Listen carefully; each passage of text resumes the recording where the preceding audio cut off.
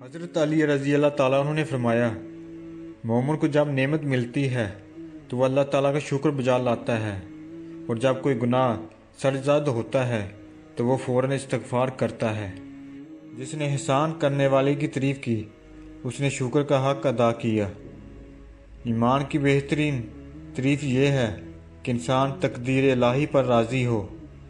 توکل بہترین عمل ہے اور خدا پر بھروسہ کرنا نہایت قوی امید ہے۔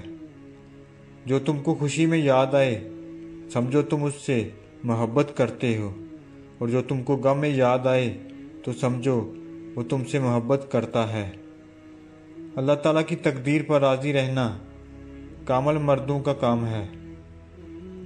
ہر انسان کا رزق اس کی موت کی طرح مقرر ہو چکا ہے۔ مصائب کے آنے پر صبر کا دامن ہاتھ سے نہ چھوڑنا۔ جو اللہ تعالیٰ کی تقدیر پر راضی رہتا ہے وہ نہایت چین و آرام سے زندگی بسر کرتا ہے۔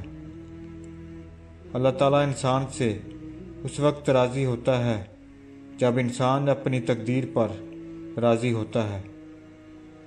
بلا شبہ حلال مال کمانا اللہ تعالیٰ کی توفیق کی نشانی ہے۔